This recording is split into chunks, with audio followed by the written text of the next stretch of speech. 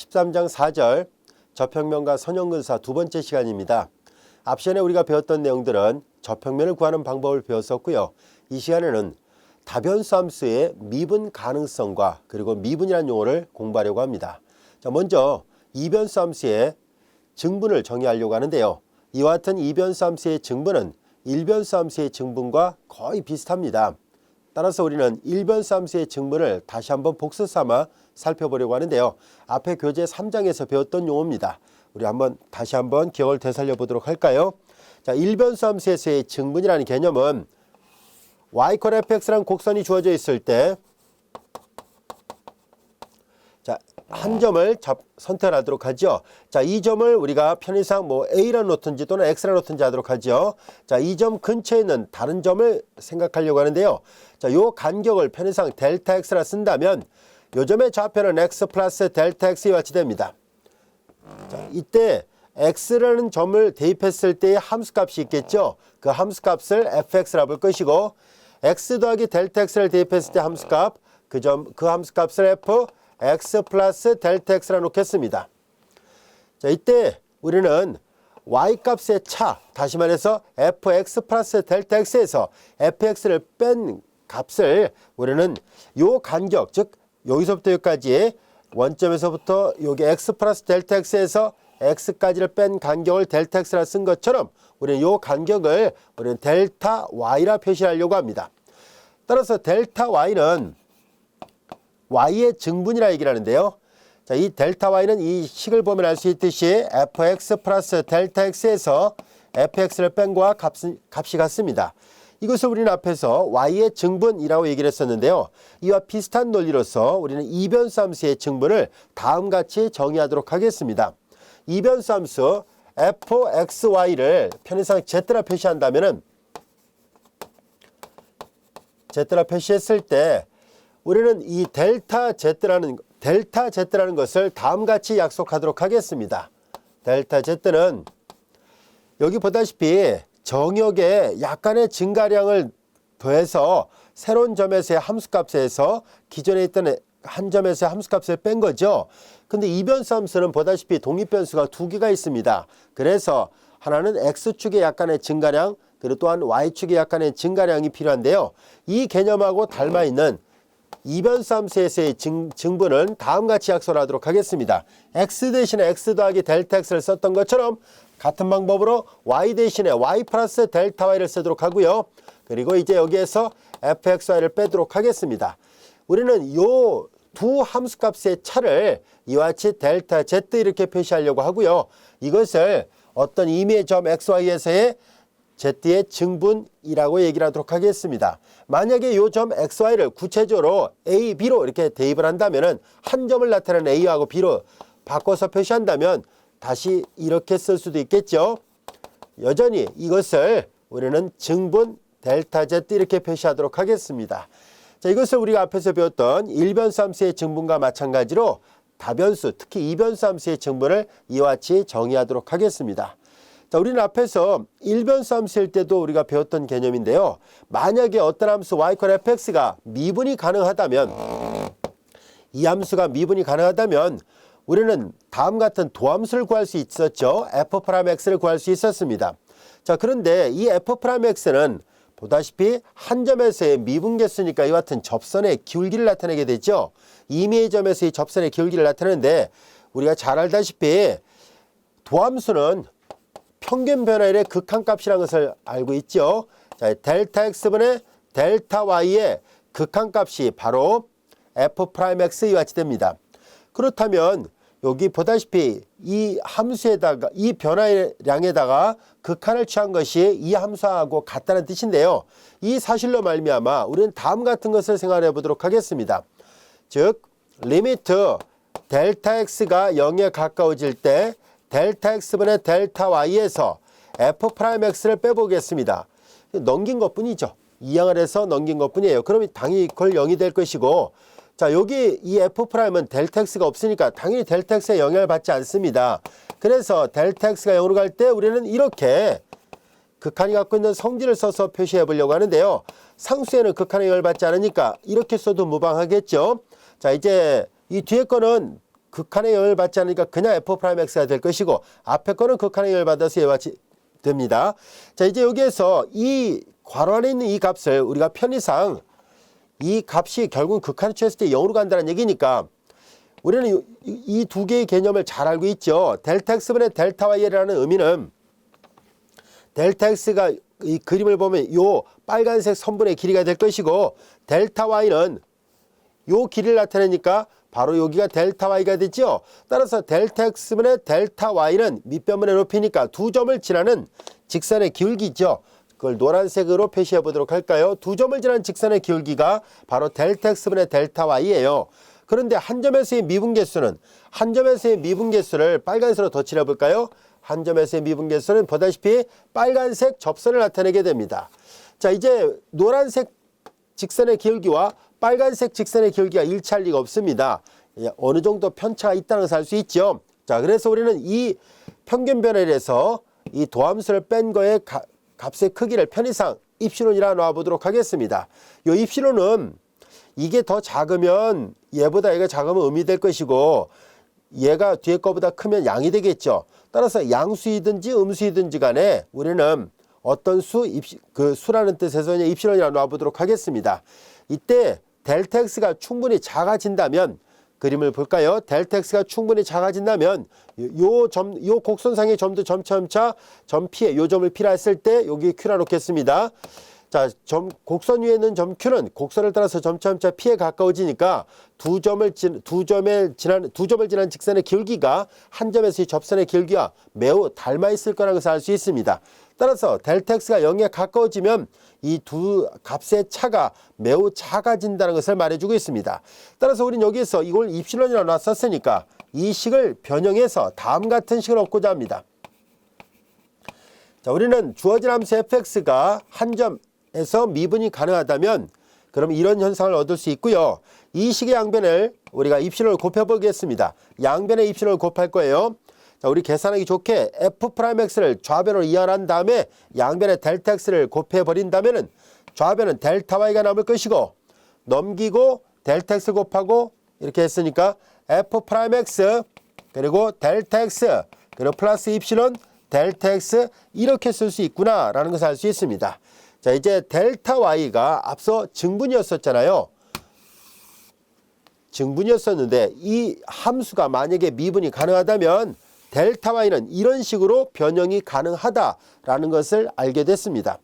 자, 앞에서 교재 제3장에서 배웠던 내용들인데요. 그럼 이런 아이디어를 이변수 함수에다가도 동일하게 적용할 수 있는지를 알아보려고 합니다. 똑같은 방법으로 정의를 하려고 하는데요.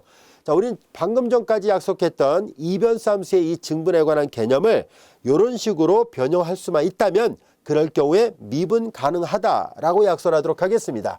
즉 다음과 같이 정의할 생각이에요. 자, 우리는 앞서 배웠던 이와 같은 증분 델타 Z를 만약에 이런 형태로 자, 여기 볼까요? 1변수 함수니까 F'X 그리고 독립변수가 X였으니까 X의 증분 델타 X를 곱하고 이런 식으로 했었는데요. 2변수 함수니까 당연히 다음과 같이 편도함수를 쓸 수밖에 없겠네요. fx 이와 비슷한 개념을 적용합니다.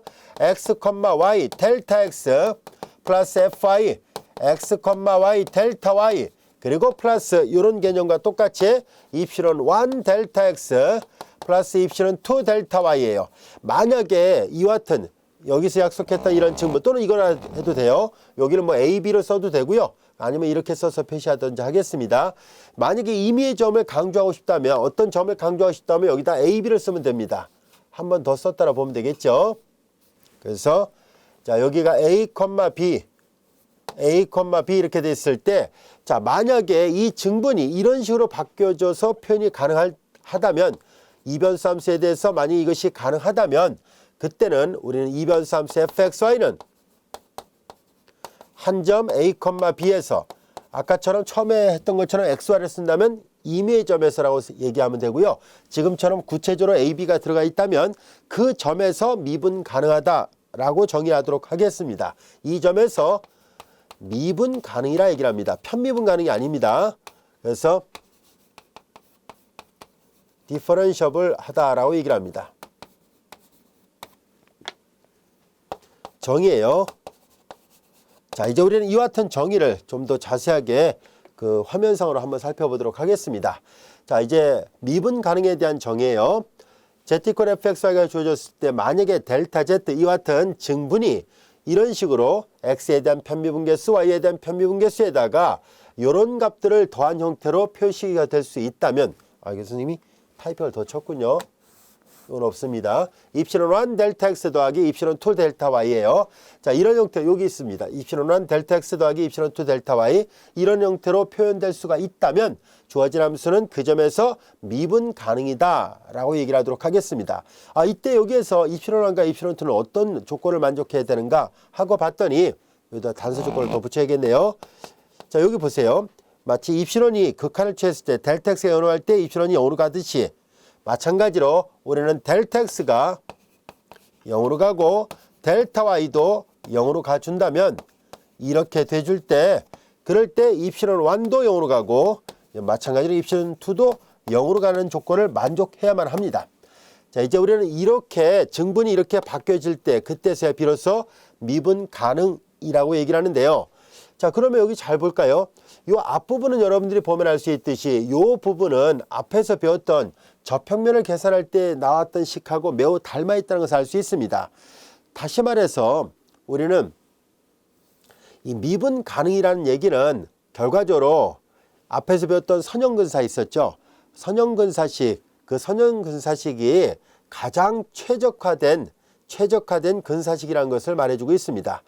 자, 우선은 좀 더 우리가 학습을 해보도록 할까요? 일단 미분 가능이라는 용어를 지금 정의를 배웠습니다.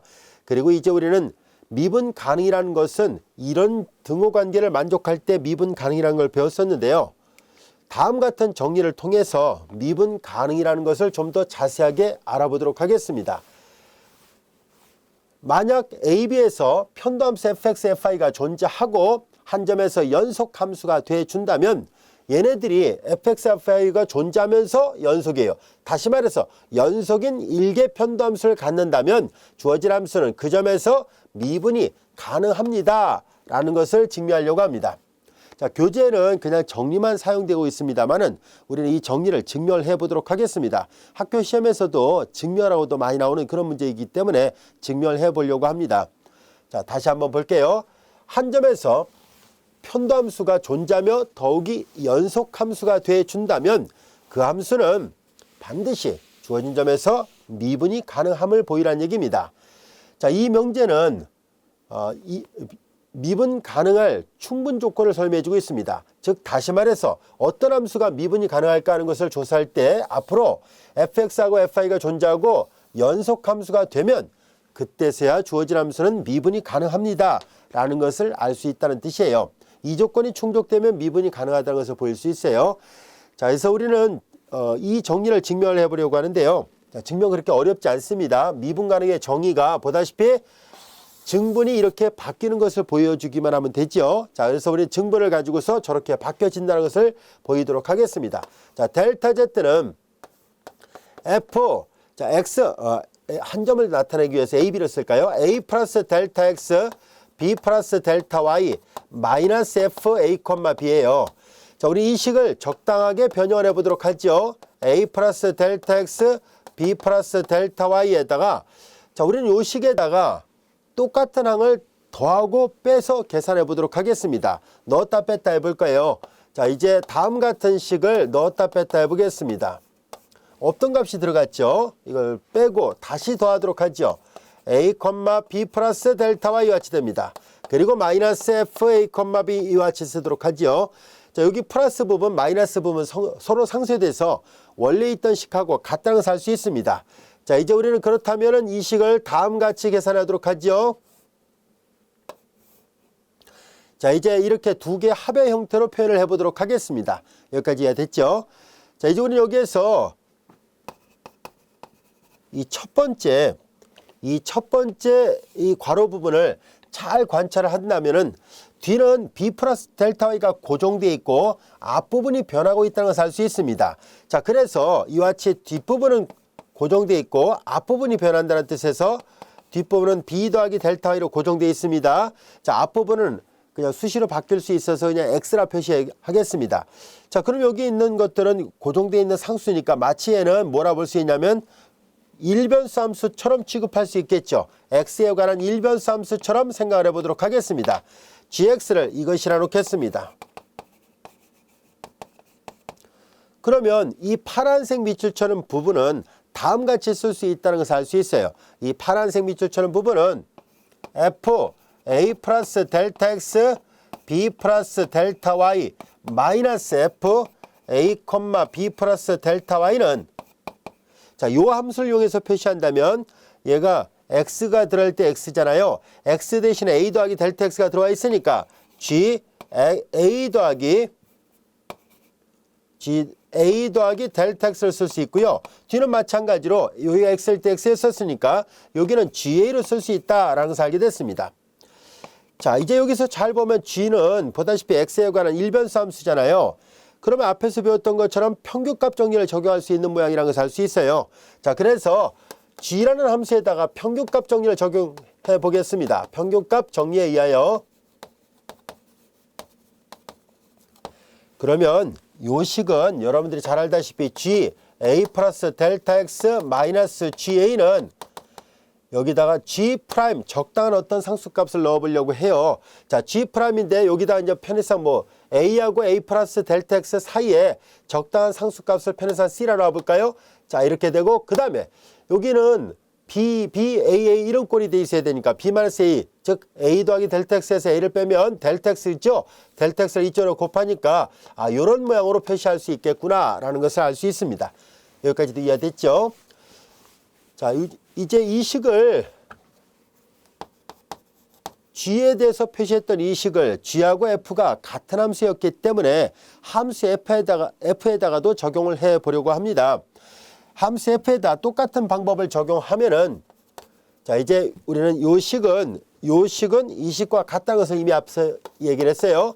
a 더하기 델타 x b 플러스 델타 y 마이너스 f a b 더하기 델타 y와 같이 되고요. 자, 이제 좌변은 이렇게 바꿔놨고요. 오른쪽에 g'인데요. g'은 자, 이제 여기서 g를 x에 대해서 미분했다는 얘기는 오른쪽에 있는 함수 f 입장에서 본다면 f는 이변수 함수예요. 따라서 이변수 함수 f는 여기가 x에 대해서 미분한다면 이건 x에 대해서 편미분한다는 말로 바뀌어지겠죠. 그래서 여기는 f 프라임 x 이렇게 바뀔 것이고 그 다음에 여기가 x일 때 같은 x였어요. 여기를 지금 c로 썼으니까 여기를 c 이렇게 표시하면 충분하겠구나 라는 것을 알 수 있습니다. 델타 y와 같이 될 것이고요. 그 다음에 이제 곱하기 델타 x와 같이 됩니다. 여기까지도 이해됐죠? 자, 그래서 이 파란색 밑줄처럼 부분이 파란색 밑줄처럼 부분이 아, 이걸로 바뀔 수 있구나 라는 것을 알게 됐습니다. 여기까지도 이해됐죠? 자, 그 다음에 이제 같은 방법으로 이번에는 이 노란색 밑줄처럼 부분을 역시 바꿔보려고 합니다. 한편 이제 얘네들을 잘 보면 앞이 고정되어 있죠. 앞은 A로 뒤가 바뀌고 있습니다. 그래서 뒤를 Y로 놓을까요? 자, 이제 이렇게 되어 있는 함수를 마치 이렇게 하듯이 얘도 이렇게 표시를 했습니다. 얘를 이제 다른 걸로 놓아 보겠습니다. 여기는 gx를 놨다면 이제 여기를 h 그냥 여기 y만의 함수라는 뜻을 강조하기 위해서 hy라 놓도록 하겠습니다. 자, 이제 hy라 한다면 이번에는 밑에 노란색 밑줄처럼 부분을 바꿔보려고 합니다. f a, b 플러스 델타 y 마이너스 f a, b는 자, 이제 이 식은 y 대신에 뭘 대입한 거냐면 b 플러스 델타 y를 대입해야 되죠. 그래서 여기다 b 플러스 델타 y를 대입할 것이고 자, 이제 얘랑 비교하면 요거는 뭐냐면 y 대신에 b를 대입한 꼴이라는 것을 알 수 있습니다. 그래서 h, b 이와 같이 됐어요. 얘네들은 잘 보면 일변수 함수 형태로 되어 있습니다. 그래서 앞에서 배웠던 것처럼 똑같이 평균값 정리를 적용해 보도록 하겠습니다. 그래서 요거 이고요. 그 다음에 이제 똑같은 방법으로 평균값 정리를 적용합니다. 평균값 정리에 의하여 요 함수에다가 평균값 정리를 적용합니다. h 그리고 b 플러스 델타 y 마이너스 hb는 h 프라임 이번에는 d라 놔보도록 하겠습니다. 그리고 델타 y예요. 근데 이것을 h가 아닌 f를 이용해서 다시 바꿔서 표시한다면 요 기호는 요 기호는 얘랑 같고 요 기호는 얘랑 같으니까 이걸 다시 쓰면 돼요. fa, b 플러스 델타 y 마이너스 f a, b 이와 같이 되고요. 자, 이제 좌변은 다 썼고요. 이것을 이제 H'으로 표시하지 않고 얘처럼 F를 이용해서 표시하도록 하겠습니다. 자, 이제 얘를 미분한다는 얘기는 오른쪽을 미분한다는 말과 같은 말인데요. H'Y는 여기 이변수 함수거든요. F 자체는. 그 중에서 두 번째 성분 Y에 대해서 편미분한다라고 보면 되겠네요. FY가 됐고요. 그 다음에 여기 기호를 잘못 써놨죠. 일변수 함수일 땐 프라임인데요. 다변수 함수일 땐 첨자를 씁니다. 선생님 무심코 프라임도 쓰고 첨자도 썼네요. 첨자만 있어야 됩니다. 정정하도록 하겠습니다. 자, 이제 여기는 프라임이고 여기는 첨자를 씁니다. 그리고 이제 얘처럼 똑같이 이걸 계산하도록 하겠습니다. 자, 이제 앞에 성분은 A로 되어 있습니다. 그리고 뒤에 성분은 지금 D로 들어가 있잖아요. 그래서 여기에 D 이렇게 표시하도록 하죠. 자, 그 다음에 이제 여기는 델타 Y가 있습니다. 여기까지 이해가 됐죠? 자, 그러면 이제 다 됐네요. 요 부분이 바로 노란색 부분이었잖아요. 노란색 부분이 이런 식으로 바뀌었구나 라는 것을 알 수 있었습니다. 그러면 이 파란색 부분 대신에 얘를 대입하고 노란색 부분 대신에 얘를 대입해서 이 식을 다시 한번 써보도록 하겠습니다. 자, 그러면 요 왼쪽 가서 하겠습니다. 여기까지 충분히 이해가 됐죠? 자, 그래서 여기서 다시 한번 기호를 써서 표시한다면 이와 같이 쓸 수 있겠군요. 자, 파란색 밑줄처럼 부분은 얘로 바꿔놓을 수 있습니다. fx 그리고 c b 플러스 델타 y 그리고 b 플러스 델타 y 곱하기 델타 x였고요. 그 다음에 플러스 이걸 바꿔놓겠습니다. 자, 얘는 fi a, d 그리고 델타 y 이렇게 바꿔놓을 수 있었습니다. 자, 여기까지도 이해됐죠?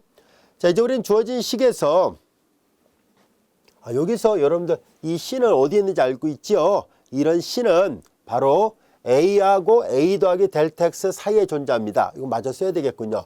요거인 C가 어디에 존재하냐면 A하고 A 플러스 델타 X 안에 존재합니다. 마찬가지로 이 등호를 만족하는 여기서 D는 이렇게 되는 D는 어디에 존재하냐면 이번에는 B하고 B 플러스 델타 Y 안에 존재합니다. B하고 B 플러스 델타 Y 안에 존재해요. 여기까지 이해됐죠? 자, 이와 같이 이 안에 존재합니다라는 것을 알 수 있어요. 자, 이제 주어진 식에서 이런 C는 A하고 A 더하기 델타 X 안에 있고 이와 같은 D는 B하고 B 플러스 델타 Y 안에 있는 식이에요. 자, 우리는 여기에서 이 델타 X 앞에 있는 요식과 델타 Y 앞에 있는 요식을 변형을 해보도록 하겠습니다. 자, 얘네들을 각각 다음같이 바꿔놓으려고 해요.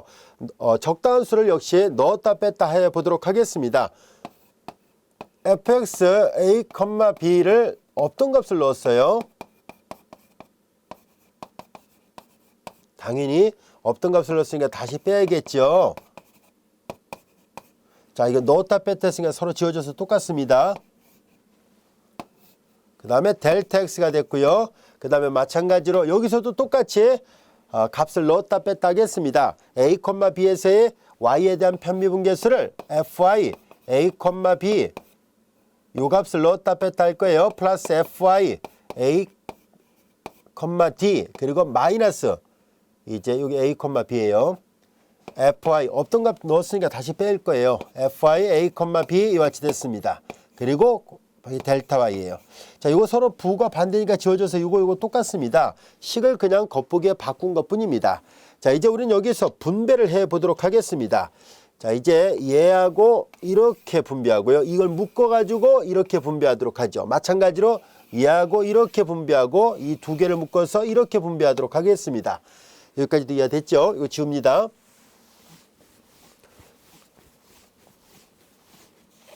자, 이제 그렇다면 항을 다시 재배열할 것인데요. fx a, b의 뒤에 델타 x 얘를 먼저 쓰고요. fi a, b 델타 y를 역시 또 먼저 쓰도록 하겠습니다. fi a, b 그리고 델타 y를 썼어요. 그 다음에 이제 요거 두 개를 묶어서 전개한 것을 밑에다 쓰겠습니다. fx 그리고 C, B 플러스 델타 Y 마이너스 fx A, B 그리고 여기에다 델타 x를 곱했죠. 같은 방법으로 뒤에 거 이렇게 전개한 것은 fi A, D 마이너스 fi A, B 그리고 델타 y 이와 같이 됐습니다. 여기까지 이해가 됐나요? 자, 이제 우리는 주어진 식을 잘 관찰을 해보도록 하겠습니다. 우리는 여기에서 요 식을 입실은 1으로 요 식을 입실은 2로 놓겠습니다. 얘를 입실은 1이라 하고 얘를 입실은 2라 놔보겠습니다. 그러면 주어진 식은 fx a, b 델타 x 플러스 fi a, b 델타 y가 되고 이제 요 전체를 입실은 1으로 놨거든요. 입실은 1 델타 x 여기 전체를 입실은 2로 놨었으니까 입실은 2 델타 y 같이 됐습니다. 이때 이 모양을 잘 들여다보면은 좌변은 델타 z 즉 증분이었었죠. 그 증분을 계속 변형해 보니까 여기까지 왔습니다. 우리 앞에서 약속을 했었죠. 만약에 증분이 이렇게 표시가 돼 준다면 미분이 가능하다라고 얘기를 했었습니다. 따라서 우리는 이렇게 표현됐으니까 미분 가능하다라고 결론을 내리려고 하는데요. 단 주의할 점이 있죠. 델타 x하고 델타 y가 0으로 갈 때 입실은 1과 입실은 2가 확실하게 0으로 가는지를 확인해 줘야만 합니다. 자, 그래서 그걸 확인하기 위해서 우리는 델타 x가 0으로 가면 어떻게 되는지를 알아보려고 합니다. 자, 이때 우리는 델타 x가 0으로 갔을 때 요 c라는 점은 애초에 여기쯤에 썼고 여기는 d를 썼잖아요. c가 어느 점 사이에 있었냐면 a하고 a 더하기 델타 x 사이에 있었습니다.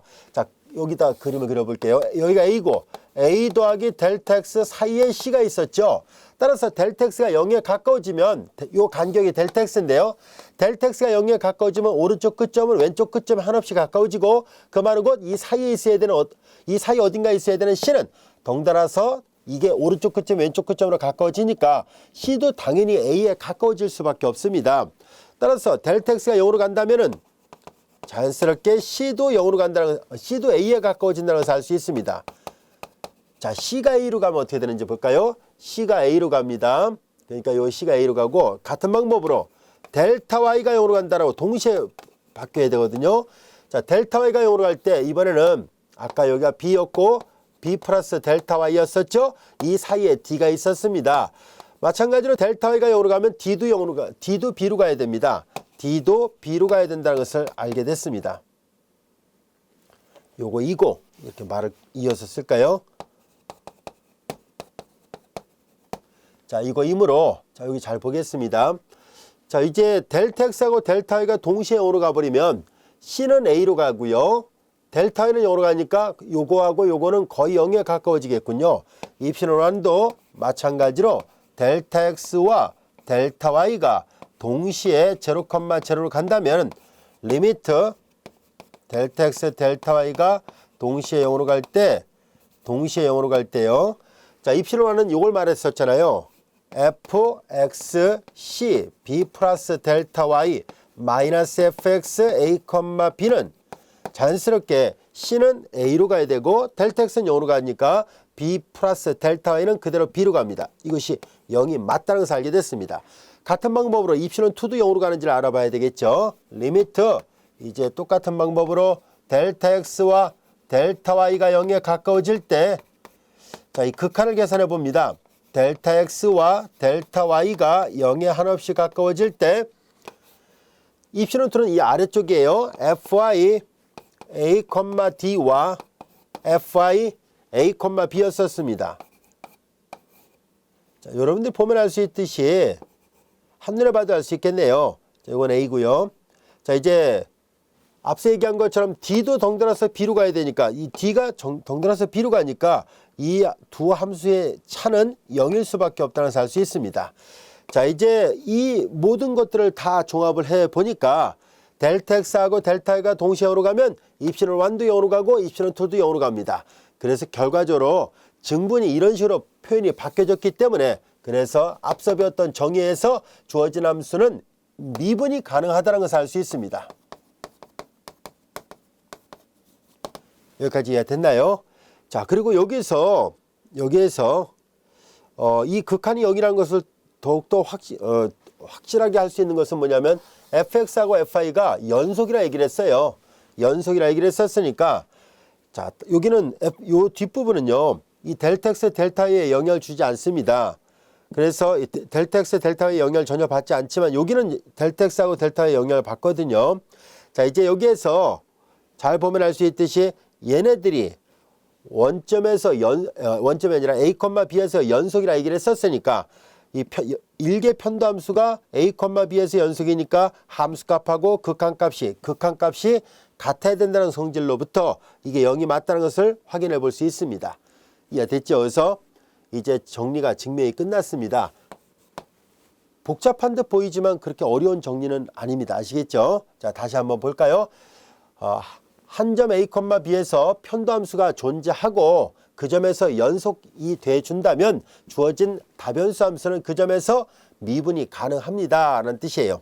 자, 이제 정리가 증명이 됐으니까 관련된 예문을 하나 살펴보도록 하겠습니다. 예제 2번의 문제입니다. 함수 f가 1,0에서 미분 가능임을 보이시오 라고 되어 있습니다.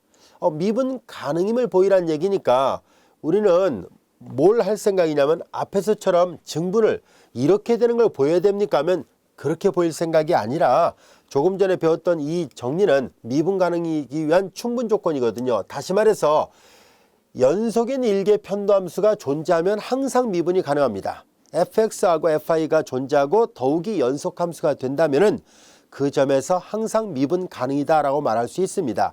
자, 그래서 우리는 뭘 조사할 것이냐면 x에 대해서 편미분하고 y에 대해서 편미분한 것이 연속인지를 확인해 보려고 합니다. 자, 그래서 우리는 이 함수를 각각 x와 y에 대해서 편미분을 해보도록 할까요? 자, 1번 문제 보겠습니다. f를 x에 대해서 편미분하니까 나머지 문자 상수 취급하죠. 앞에 거 미분하고 뒤에 거 곱합니다. 플러스 앞에 거 곱하고 뒤에 거 미분하죠. 지수 미분하면 자기 자신 나오고 지수를 다시 미분하니까 y가 나오죠. 자, 이제 얘네들은 여러분들이 잘 알다시피 연속함수예요. 이 편미분하는 함수 자체가 연속함수니까 당연히 연속인 편도함수를 갖고 있다는 것을 알 수 있습니다. 같은 방법으로 f를 y에 대해서 편미분합니다. 나머지 문자 상수 취급하죠. y에 대해서 미분하니까 x가 앞에 나오고 앞에 변수 앞에 곱해지면 상수 안 없어집니다. 자, 그래서 이와 같이 됐습니다. fx하고 fi가 모두 다 구해졌으니까 더군다나 확인해 보니까 금방 알 수 있죠. 연속함수란 거. 그래서 미분이 가능하다는 것을 알 수 있습니다. 두 번째, 선형화를 구하고 라고 되어 있습니다. 자, 선형화를 구하라는 얘기니까 우리 앞에서 배웠었죠. 선형화라는 것은 다음 같습니다. 이제 LXY는 앞에서 배웠던 것처럼 선형화는 FA, B 플러스 FX A, B 그리고 그다음에 여기 델타 X 플러스 FI A, B 델타 Y와 같이 됩니다. 여기까지도 이해가 됐죠? 자, 여기 잘 보면 요 부분만 놓고 본다면 여기랑 관련이 있다는 것을 알 수 있습니다. 요거랑 증분하고 밀접한 관련이 있었네요. 자, 이제 이렇게 해서 우리가 선형화라는 개념을 우리가 앞에서 배웠던 것을 그대로 지금 적용하고 있고요. 여기에서 델타 X하고 델타 Y는 이건 다르게 쓴다면 자, 이거는 여기가 A고 요 간격이 델타 X일 때 요 점의 위치를 우리가 A 더하기 델타 X라 표시한다면 또는 이제 이건 X라 써도 돼요. 그리고 요건 다시 쓰면 그럼 델타 X는 X-A라 쓸 수 있고요. 요건 다시 같은 방법으로 델타 Y를 다시 쓰면 Y-B라 표시할 수 있습니다. 자, 이제 우리는 이렇게 선형화를 구하시오라고 얘기를 했었으니까 여기다 대입을 하도록 하지요. 이제 주어진 식은 A, B 1과 0을 대입합니다. 1과 0을 대입하니까 2의 형성 1이 됐죠? 여기 1이 됐습니다. fx에다 1과 0을 대입하니까 2의 형성 1, 이거 0이에요. 그러니까 여기 1이 나왔습니다. 1 곱하기 그 다음에 x좌표가 1이에요. 그리고 플러스 fi. 자, 여기에 있어요. 1과 0을 대입합니다. 2의 형성 1이 되고 1이 됐으니까 1 그리고 y-0입니다. 이거 이렇게 바꿔 쓸 수 있다는 얘기를 했었습니다. 자, 그래서 다시 한번 잘 정리를 해보니까 전개하면 x 플러스 y가 있고요. x 플러스 y 마이너스 1 플러스니까 지워지고 0이니까 이렇게만 되는군요. x 더하기 y로 표시가 됐습니다. 선형화를 구했습니다. 그리고 요 함수의 근사값을 구해보시오라고 되어 있습니다. 자, 이 함수의 근사값 구해보도록 할까요? 자, 함수 f에 1,1과 1,1과 그리고 y좌표는 마이너스 0.1을 대입한 거예요. 자, 이제 우리는 여기에다가 선형화에다가 값을 대입하려고 합니다. 1.1과 마이너스 0.1을 대입한다면은 지금 막 계산한 것이 이거지요. x 더하기 y가 나오니까 1.1 그리고 마이너스 0.1 이와 같이 됐습니다. 그럼 이건 1.0이 되는군요. 그래서 주어진 함수의 근사값을 계산해 본 결과 이렇게 1.0으로 나왔습니다 라는 것을 알게 됐습니다. 물론 근사값이 그렇다는 얘기고요. 참값은 직접 대입하면 나옵니다. 그래서 실제 참값을 직접 대입하니까 우리는 근사값이 1.0이었는데 실제 참값은 0.98542로 나온다는 것을 알 수 있습니다. 그리고 이거는 이 교재에 있는 이 함수를 1,0이라는 점에서 저평면을 그어본 거예요. 그리고 이 선형화가 사실상 저평면하고 관련이 있다는 것을 앞서 설명했었죠. 그래서 이제 시각적으로 볼 때 이 공면이 주어졌을 때 저평면으로 문제를 이해할 수 있었다는 것을 알게 됐습니다. 여기 이렇게 된 게 지금 저평면입니다. 이 공면이 이렇게 휘어져 있고요.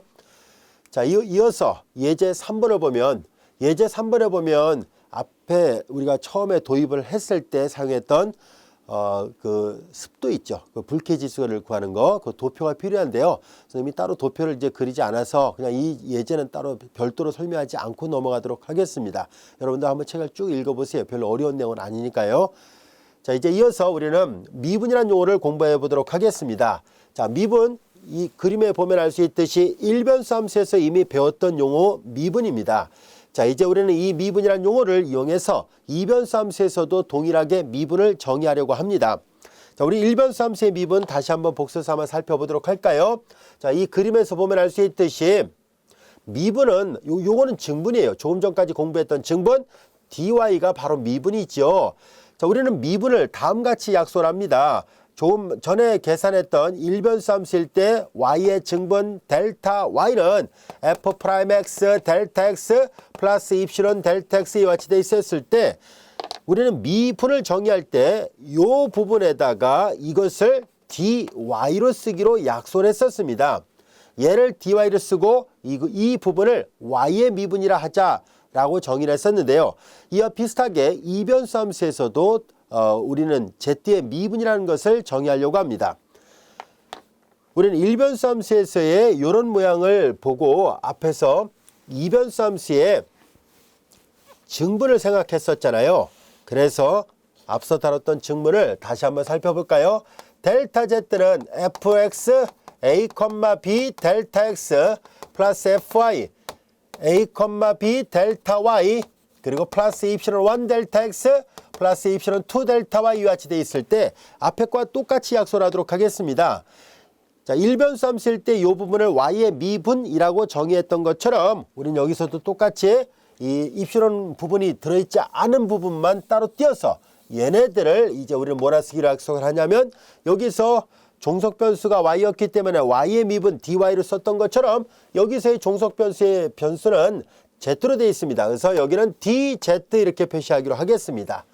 똑같이 이제 대비가 되는 기호 표기라는 것을 알 수 있어요. 그래서 이 dz를 우리는 뭐라 할 것이냐면 얘네들을 z의 미분 또는 전미분이라 하겠습니다.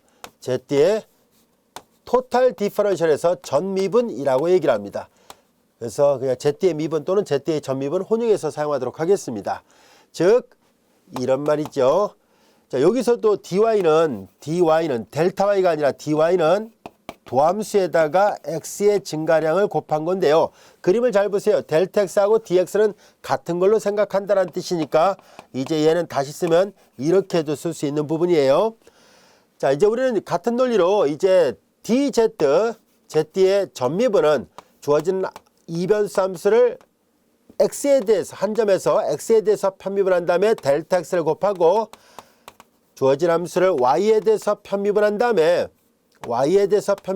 델타 y를 곱하는 걸로 약속을 하도록 하겠습니다. 여기서 얘기한 것처럼 독립변수의 증분은 독립변수의 미분과 같은 걸로 지금 사용하고 있거든요. 그래서 보통 이렇게도 약속을 합니다.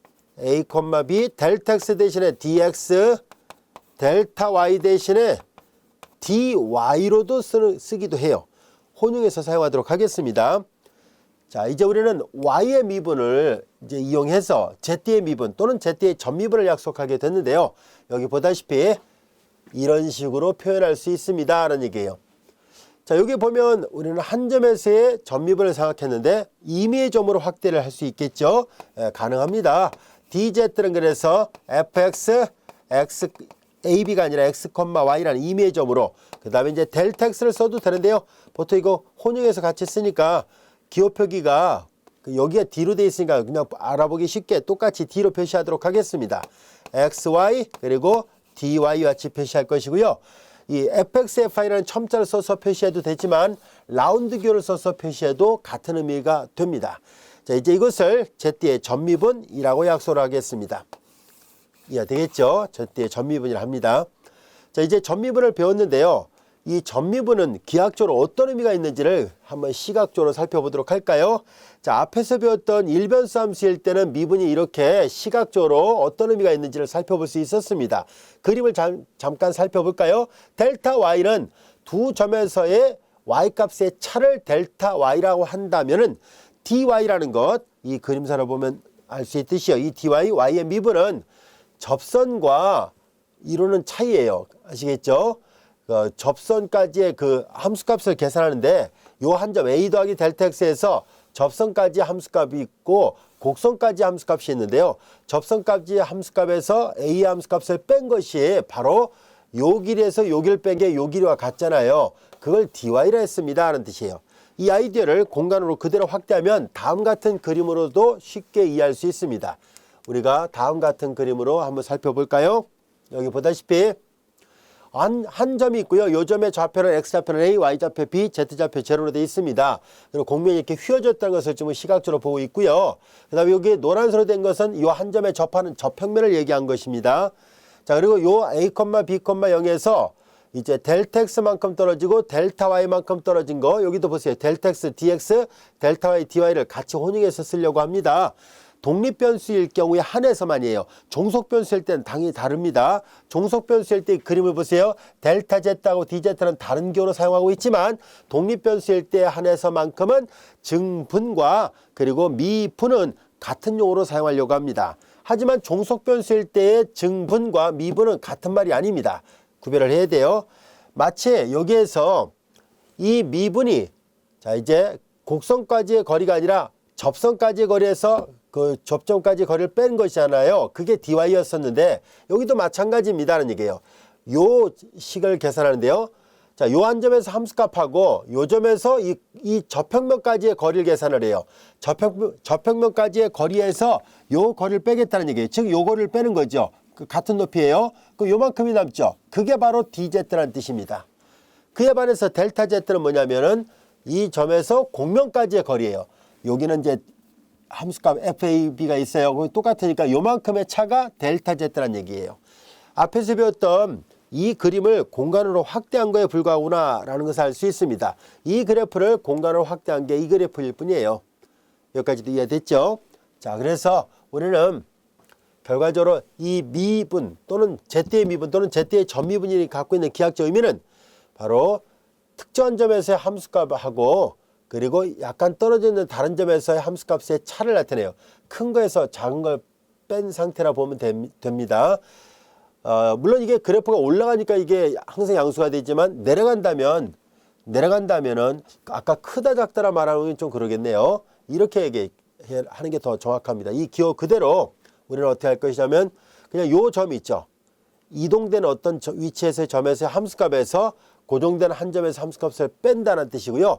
올라가면은 뭐 당연히 플러스가 되지만 내려갈 수도 있습니다. 내려가면 마이너스가 되겠죠. 그래프가 내려가면. 그래서 항상 DZ가 항상 양은 아닙니다. 전미분과 관련된 예제 4번 같이 한번 풀어보도록 하겠습니다. 자, 예제 4번입니다. Z가 이와 같이 주어져 있을 때 미분, 즉 전미분을 구해보시오라는 것이 A번 문제고요. B번 문제는 X가 2에서 2.05까지 변하고 Y가 3에서 2.96까지 변할 때 델타 Z, 즉 Z의 증분값과 DZ 값을 서로 계산해서 비교를 해보시오라는 얘기입니다. 어려운 문제는 아니에요. 쉬운 문제예요. 자, 볼까요? 우선 A번 문제부터 풀도록 하겠습니다. 전미분 DZ를 계산하려고 합니다. DZ는 앞서 배웠던 것처럼 F를 X에 대해서 편미분하고 그리고 X의 미분을 곱하고 F를 Y에 대해서 편미분하고 Y의 미분을 곱하면 됩니다. 자, 이제 F를 X에 대해서 편미분하면은 다항함수죠. 아주 손쉽게 여러분들 미분할 수 있어요. 자, 2X 그리고 플러스 3Y 그리고 DX가 됐습니다. 뒤에 마이너스 Y 제곱은 X에 대해서 편미분할 때 상수 취급하니까 0이 됐어요. 그 다음에 플러스 FI를 계산하죠. Y에 대해서 편미분하니까 3X 그리고 마이너스 2Y 그리고 DY 이와 같이 됐습니다. 자, 이것이 주어진 함수 Z 이퀄 FXY의 전미분입니다. 자, 이제 B번 문제를 보도록 하겠습니다.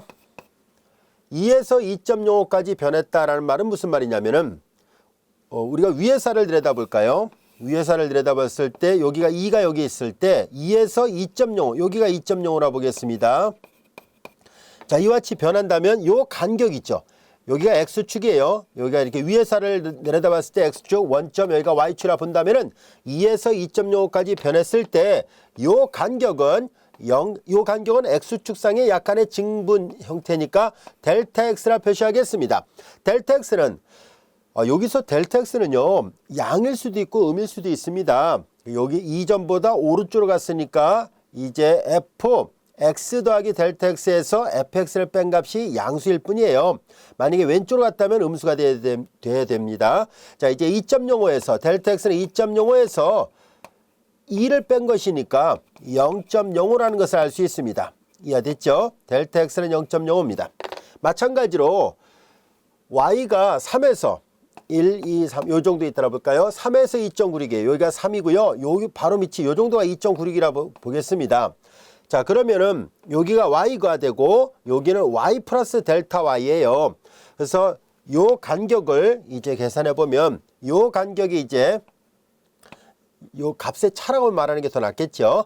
자, 이제 우리는 Y 더하기 델타 Y에서 Y를 뺀 것이 바로 델타 Y잖아요. Y 더하기 델타 Y가 2.96이고 Y를 뺀 것이 3이었으니까 마이너스 0.04가 됩니다. 따라서 델타 X하고 델타 Y가 항상 양수거나 또는 항상 음수거나 그런 개념은 아니에요. 즉 Y 더하기 델타 Y에서 Y를 뺀 값이 양일 수도 있고 음일 수도 있고 마찬가지로 X 더하기 델타 X에서 X를 뺀 것이 역시 양일 수도 있고 음일 수도 있어요. 그래서 상황에 따라서 문제에 주어진 조건에 따라서 양도 나오고 음도 나올 수 있습니다. 자, 이제 우리는 델타 X하고 델타 Y를 다 찾아봤는데요. 자, 이제 여기에서 델타 Z의 값과 DZ의 값을 비교하시라는 얘기인데요. 먼저 DZ 값을 A번에서 구해놨으니까 이걸 이용해서 문제를 풀어보도록 하겠습니다. 이때 DZ 값은 참값이 아니라 근사값에 해당됩니다. 그래서 우리는 처음에 이제 우리가 지금 정확하게는 처음에는 2하고 3이 만나는 점, 여기가 2하고 3이 만나는 점이었다고 한다면은 이게 변화가 됐잖아요. 그 다음에 어디로 움직였냐면은 X좌표는 2.05, Y좌표는 2.96으로 변화가 됐으니까 요 점에서의 이 전미분은요. 이미 알고 있는 요 점이 2,3이에요. 알고 있는 이 점에서의 함수값을 대입해서 계산합니다. 여기 dx, dy는 앞서 얘기했죠. 독립변수일 경우는 델타 x가 곧 dx와 같고 그리고 델타 y가 dy와 같다라고 얘기를 했었으니까 dy는 곧 얘를 대입하면 되고 dx는 얘를 대입하면 됩니다. 그래서 전미분을 계산할 때는 우리가 변화되기 전에 있던 원래 있던 그 점에서의 함수값을 대입해서 계산합니다. 자, 우리 dz 계산해 볼까요? x 대신에 2를 대입하니까 4, y 대신에 3을 대입하니까 9, 그리고 dx 값이 델타 x와 같아요. 0.05예요. 0.05입니다. 그리고 플러스 3x. 자, x 값이 지금 2였어요. 그러니까 2, 3, 6. 그리고 마이너스 y 값은 3이었었습니다. 2, 3, 6. 이 뒤에 y 값에 상관없이 무조건 0이 되겠네요. 일단 형식적으로 마이너스 0.04를 쓰겠습니다. 이거 0이니까 할 필요 없고요. 요거 다 계산하면 13. 13 곱하기 0.05 이와 같이 됐습니다. 이거 계산해보면 이건 13 곱하기 100분의 5라는 얘기잖아요. 다 정돈하면은 100분의 3, 5, 15, 65가 되는군요. 그러면 0.65 이와 같이 됐습니다. 자, 대략 계산해보니까 dz 값은 0.965가 됐어요. 이때 델타 z 값을 계산해 봅니다. 델타 z 값은 직접적으로 계산하는 거거든요. 다시 말해서 f x 더하기 델타 x y 더하기 델타 y 값에서 fxy 값을 뺀 걸 말합니다. 즉 두 점에서 z값의 차를 나타내는 거거든요. 그래서 z의 증분은 이걸 직접 계산을 해야 되고요. 자, 주어진 함수에다가 x 더하기 델타 x라는 값은 여러분들이 보면 알 수 있듯이 2.05고 y 더하기 델타 y는 2.96이에요. 자, 그래서 얘가 2.05를 나타내고요. 얘가 2.96이 되고요. x는 2, 여기는 3이 돼요. 자, 이들을 다 주어진 저 함수에다 대입을 하는 얘기입니다. 식만 쓰고 결과를 그냥 책의 결과를 이용하도록 하겠습니다. 자, x의 제곱이죠. 2.05의 전체 제곱 그리고 플러스 3, 2.05 그리고 y 대신에 2.96 그리고 마이너스 y의 제곱이죠. 2.96의 전체 제곱 마이너스 그리고 fxy예요. x의 제곱이니까 2의 제곱 그냥 4라 씁시다. 4 그리고 플러스 3xy죠. 이거 2, 3, 6, 3, 6, 18이에요. 그리고 마이너스 y제곱 3, 3, 9예요. 자, 이걸 다 계산한 값은 책의 결과를 그냥 이용하도록 하겠습니다. 이거 다 계산해 보니까 우리가 아까 dz 값은 직접 계산하니까 0.65가 나왔는데 델타 z 값을 직접 다 하나하나 계산해서 이걸 다 계산해서 정돈해 본 결과 0.6449가 나왔습니다. 자, 요 값이 참값이긴 할지라도 우리가 이 값으로 만약에 계산한다 할지라도 소수점 첫째 자리에서의 오차만 있을 뿐이지 소수점 둘째 자리라 해야겠군요. 소수점 둘째 자리에서 오차가 있을 뿐이지 첫째 자리까지는 정확하게 일치한다는 것을 알 수 있습니다. 그리고 실제로 얘를 만약에 반올림을 했다면요, 얘로 계산한 거랑 거의 비슷하다는 것을 알 수 있습니다. 결과적으로 참값을 구하려면 이와 같은 증분값을 계산을 해야 되지만 우리는 전미분을 이용해서 이 참값에 근사적으로 비슷한 값을 구할 수 있다라는 것을 알게 됐습니다. 우리가 전미분을 계산한 이유가 바로 이런 데 있습니다. 실제로 우리가 두 점에서의 함수값의 차를 정확하게 계산을 하기가 쉽지 않을 경우에는 이와 같은 전미분을 이용해서 계산한 것도 나름대로 좋은 방법 중에 하나입니다 라는 것을 알 수 있고요. 이 아이디어를 그대로 기호로 바꾸면 다음같이 쓸 수 있어요. 자, 이제 함수값의 차잖아요. 자, 그래서 우리는 f x 더하기 델타 x y 더하기 델타 y에서 얘를 뺀 것이 델타 z인데요. 이 뒤에 있는 마이너스 fxy를 우변으로 이항을 해볼까요? 우변으로 이항을 해보면 그러면 이렇게 근사적으로 이렇게 쓸 수 있어요. fxy가 될 것이고 그 다음에 이 dz가 뭐예요? 이 dz가 전미분이잖아요. 이 dz가 바로 전미분으로서 이렇게 되어 있습니다. 그래서 이걸 다시 기호를 써서 표시한다면 fx, xy 그리고 dx 플러스 fy, xy, dy와 같이 됩니다. 여기까지가 됐죠? 자, 그런데 이거 잘 들여다볼까요? 자, 이것은 마치 뭐예요? 여러분들이 앞에서 배웠던 1차 근사식, 선형 근사식하고 매우 닮아 있다는 것을 알 수 있죠.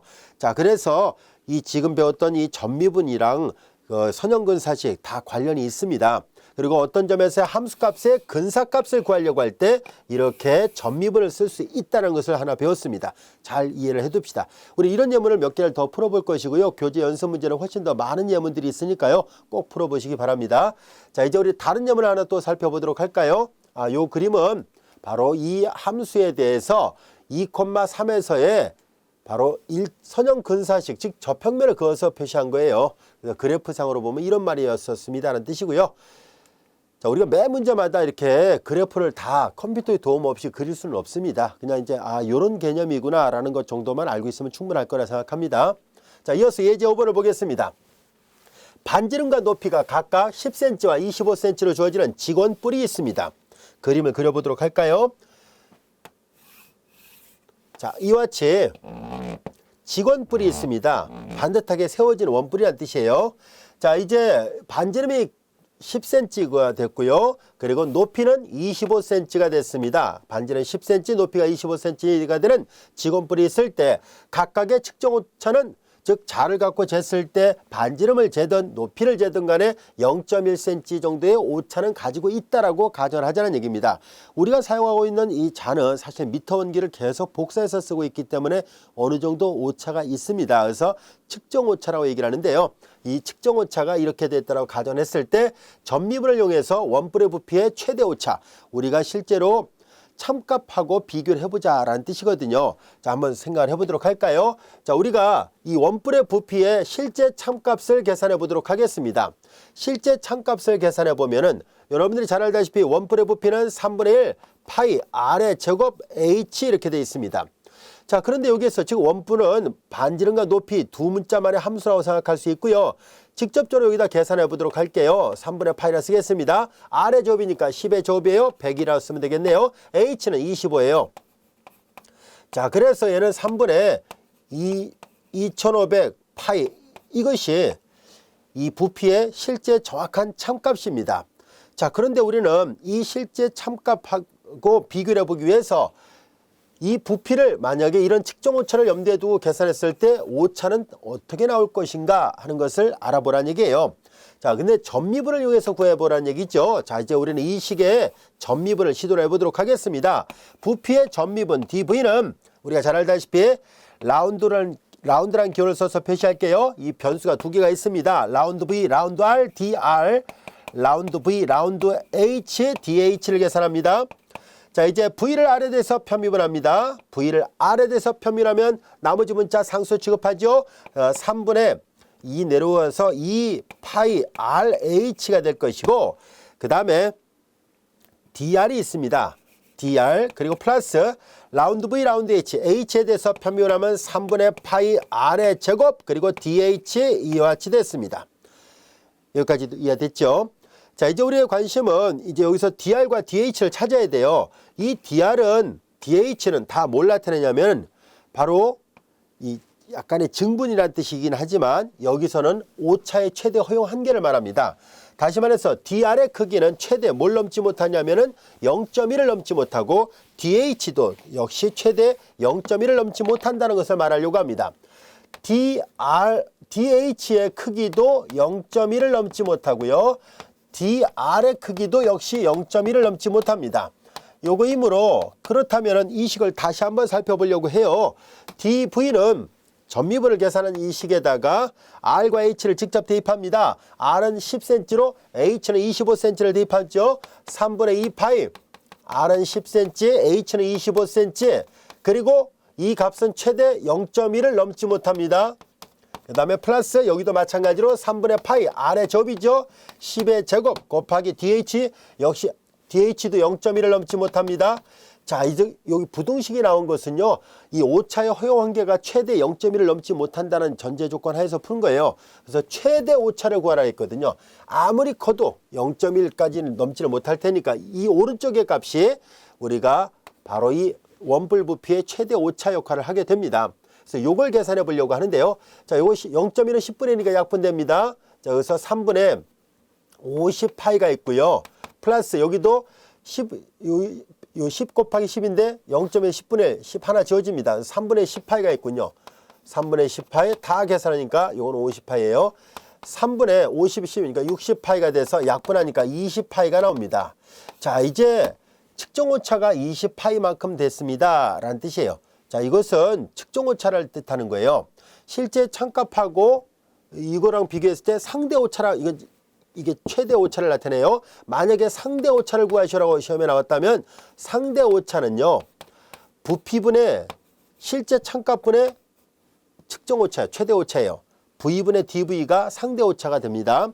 그 다음에 만약에 백분율 오차를 구하시라고 얘기를 했다면 가끔가다 이제 이런 걸 구하라고 나올 때도 있어요. 왜냐하면 상대 오차는요, 소수점이 나와요.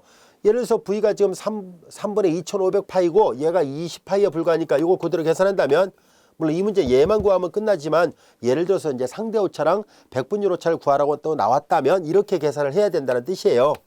2500파이분의 20파이가 돼가지고 분자의 분모 1로 보고 내항분의 외항을 해야 되는데요.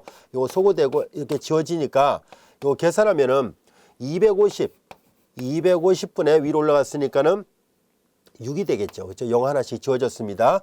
자, 이렇게 되면 이거 소수점이잖아요. 이게 지금 굉장히 작은 소수점이 나오니까 이게 싫으니까 백분율 오차를 만든 건 뭐냐면요, 곱하기 100을 하겠다는 뜻이에요. 그러니까 250분의 6 곱하기 100이죠. 그럼 250분의 600이 돼 있죠. 그러면 요거는 이제 얘는 0.0 얼마가 나오는 데 비해서 얘는 그 끝에 하면 2. 얼마 이렇게 3은 안 되겠죠. 2점 얼마 되니까 다루기가 훨씬 더 수월하죠. 그래서 100분율 오차를 구하라고 할 때가 있거든요. 그래서 상대 오차를 이렇게 구하고요. 정입니다. 이건 정이에요. 자, 그래서 이거 이제 최대 오차를 구하시려 했으니까 이 부피를 계산했을 때 실제 참값은 이렇게 되는데 우리가 이런 오차를 어느 정도 갖고 있게 됩니다. 라는 뜻이에요. 이거는 이 계산한 값이 결과적으로 뭐냐면 플러스 마이너스 20파이만큼의 오차가 생기게 됩니다. 라는 뜻이에요. 아시겠죠? 자, 이제 우리는 예제 5번. 그래서 우리는 최대 오차를 구하는 것도 같이 생각을 해봤습니다.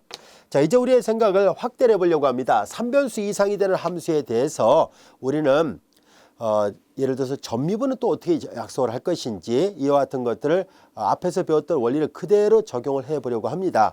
자, 먼저 선형근사를 약속을 해보려고 하는데요.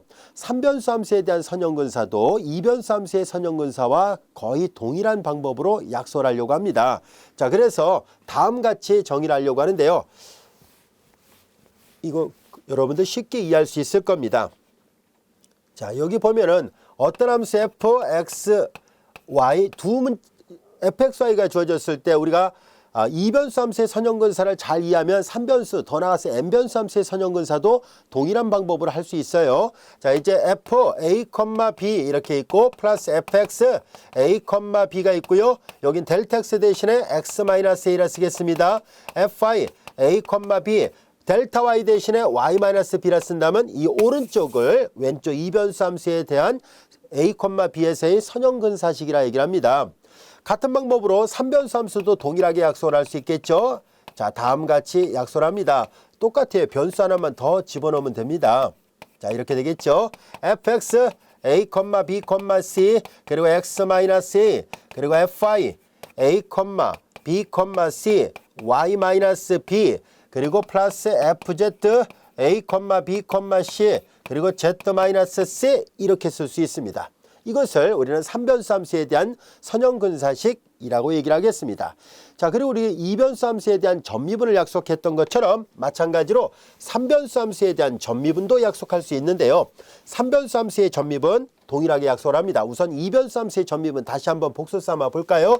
자, z는 이퀄 fxy가 주어졌을 때 이 식으로부터 우리가 전미분 dz를 구하는 것은 라운드 f, 라운드 x, dx 라운드 f, 라운드 y, dy 이렇게 구할 수 있었죠. 이제 그렇다면 3변수 함수에 대해서도 마찬가지로 할 수 있겠죠. 자, 이제 f, x, y, z에 여기는 이제 뭐 w라 써도 되고 u라 써도 돼요. 뭐 아무거나 쓸까요? u라 표시를 해보겠습니다. 이제 우리는 du를 계산하려고 합니다. 마찬가지로 전체 함수를 첫 번째 변수에 대해서 편밀하고 dx, 전체 함수를 두 번째 변수에 대해서 편밀하고 dy, 전체 함수를 세 번째 변수에 대해서 편밀하고 dz, 이것이 바로 3변수 함수에 대한 전미분이에요. 그럼 얘를 일반화시킬 수 있겠죠. 일반적으로 다음같이 쓸 수 있습니다. 일반적으로 자, 만약에 어떤 함수가 n변수 함수가 있어요. fx1, x2 쭉 가서 xn n변수 함수가 주어져 있을 때 이 n변수 함수에 대한 물론 이렇게 선형근사식을 똑같은 방법으로 정의할 수 있고요. 우리는 전미분만 정의해 보도록 하겠습니다. 전미분 du는 자, 이제 라운드 f, 라운드 x1 이렇게 쓰고요. 그리고 여기다 d 번호를 붙여야겠죠. dx1 라운드 f, 라운드 x2, dx2 이런 식으로 쭉 붙여나가면 돼요. 이해됐죠? 라운드 xn, dxn 이와 같이 됩니다. 보통 이렇게 길게 가는 것을 수학에서 보통 시그마로 많이 씁니다. 시그마 i가 1부터 n까지 갈 때 라운드 f, 라운드 xi, dxi를 이용해서 이거 i예요. 이런 식으로 해서 우리가 일반화된 전미분을 정의하기도 합니다. 이해됐죠? 자, 이제 우리 교재 예문을 또 하나의 예문을 살펴보도록 할까요? 자, 이건 앞에서 설명했던 전미분에 관한 것을 약속한 거고요. 자, 이제 예제 6번 보도록 하겠습니다. 얘도 마찬가지로 이제 허용호자를 구하라는 얘기네요. 자, 이제 예제 6번 보겠습니다. 각각 0.2cm 이내의 정확도로 직육면체의 길이가 75, 60 그리고 40으로 측정이 됐어요. 그러니까 실제 측정한 값은 이런 값들인데요. 가로, 세로, 높이 이렇게 했다고 보면 되겠고요. 그런데 각각의 길을 측정했을 때 측정 오차가 0.2cm 정도, 즉 최대 측정 오차가 0.2cm라는 뜻이에요. 자, 이때 미분을 이용해서 최대 허용 오차를 구하시라는 얘기입니다. 예제 6번의 문제랑 아까 했던 예제 5번의 문제랑 별반 다를 바 없습니다. 최대 오차를 구하는 얘기인데 요거는 변수가 2개밖에 없었던 거죠. R과 H. 하지만 지금은 3변수가 됐어요. 가로 세로 높이니까 X, Y, Z로 놓아보겠습니다. 자, 이제 동일한 방법으로 계산하면 돼요. 직육면체를 하나 그려보도록 할까요? 직육면체가 이렇게 하나 있습니다. 직육면체 우리는 가로의 길이 X, 세로의 길이 Y, 높이를 Z로 놓아보겠습니다. 자, 이제 문제에서 얘가 75로 돼 거고요. 그 다음에 여기는 60으로 돼 있고 얘는 40으로 돼 있습니다. 자, 이제 우리는 입체 부피 V는 가로, 세로, 높이를 해야 되겠죠. 자, 그런데 우리는 전미분을 이용해서 말 그대로 전미분을 이용해서 최대 허용 오차를 구하라는 얘기잖아요. 이때 최대 허용 오차는 뭘 나타내냐면 자, 이 dx의 크기는 0.1을 넘지 못한다는 얘기고 dy의 증분의 크기는 역시 0.1을 넘지 못하고 dz의 크기도 역시 0.1을 넘지 못합니다. 그렇기 때문에 앞서 배웠던 것과 마찬가지로 전미분을 이용해서 계산해 보도록 할까요? 이제 dv를 계산합니다. dv는 라운드 f 이 함수를 fxyz로 놔보겠습니다. 그러면 라운드 f 라운드 x dx 라운드 f 라운드 y dy가 되고 라운드 f 라운드 z dz가 돼요. 어렵지 않죠? 자, 이제 f를 x에 대해서 편밀합니다. x에 대해서만 편밀하니까 yz가 됐습니다. yz 그리고 dx의 크기는 자, 여기서 부등식을 쓰겠습니다. 최대 허용오차라고 얘기를 했거든요. dx의 크기는 일단 나중에 값을 넣기라고 여기다 일단은 dx를 쓰겠습니다. 일단 이렇게 쓰고 나서 나중에 값 놓고 부등식을 쓰겠습니다. 자, f를 y에 대해서 편밀하면 xz가 되고 dy가 됐습니다. f를 z에 대해서 편밀하면 xy가 되고 dz가 됐어요. 자, 이제 여기에다 값을 대입합니다. y 대신에 60 그리고 z 대신에 40 그리고 dx가 여기 부등식은 이 dx 때문에 붙은 거예요. 0.1을 넘지 못하고요. 그 다음에 x는 75 그리고 z는 40 그리고 dy는 0.2 그리고 x가 75 그리고 y는 60 그리고 dz 값은 역시 0.1을 넘지 못하죠. 이건 이제 다 계산을 해야 되니까 책의 결과를 보고 쓰도록 하겠습니다. 자, 책의 결과를 보면은 이거 다 계산하니까 요 dv 값은 이 값은 1980이군요. 1980 그리고 세제곱센티미터예요. 자, 그런데 이거 직접 다 계산하면 얼마냐면 부피 V는 75 그리고 60 그리고 40이에요. 그러면 이 값하고 비교해 볼까요? 공 두 개가 붙어 있고요. 4, 6, 24, 24, 75예요. 4, 5, 20, 12, 28 이렇게 되죠. 그 다음에 여기 0, 6, 7 이렇게 됐습니다. 자, 이렇게 되고 그 다음에 이제 단위가 75, 60, 그 40을 해서 여기까지 계산한 것은 요 숫자만 하고 공 두 개를 더 붙여야 돼요. 이해됐죠? 여기는 선생님이 지금 4, 6, 24만 하고 70을 했으니까 공 두 개 더 붙여서 이렇게 돼요. 그리고 단위는 세제곱센티미터인데요. 17만 세제곱센티미터인데 이거 꽤 커 보이긴 하지만 그렇지는 않다는 것을 알 수 있죠. 굉장히 작은 오차가 있어서 요 값 우리가 측정했을 때 정확한 참값은 이거지만 17만 세제곱센티미터지만 1980만큼의 플러스 마이너스 오차가 생길 수 있습니다 라는 뜻이에요. 그래서 이렇게 최대 허용 오차라는 말, 아까 우리가 만약에 상대 오차라든가 백분율 오차를 구하랬으면 V분의 dV가 상대 오차고요. V분의 dV에다 곱하기 100을 하면 백분율 오차가 됩니다. 이해되셨죠? 자, 지금까지 우리는 앞 시간하고 이 시간에 걸쳐서 우리가 저평면과 선형 근사라는 단원 안에서 우리가 전미분이라는 개념도 공부를 했었고요. 또한 우리가 여기서 아주 중요한 성질 하나 배웠었죠. 바로 미분 가능이란 말을 배웠습니다. 다변수 함수가 미분 가능이라는 것은 예를 들어서 이변수 함수인 경우는 fx하고 fi가 연속 함수가 돼준다면 그러면 미분 가능이다라는 것을 알게 됐습니다. 자, 이와 같은 성질들은 앞으로도 자주 사용되니까요. 여러분들 잘 익혀두시기 바랍니다. 자, 이것으로 우리 교재 13장 4절 저평면과 선형근사를 모두 마치기로 하고요. 이어지는 단원 또 학습을 해보도록 하겠습니다.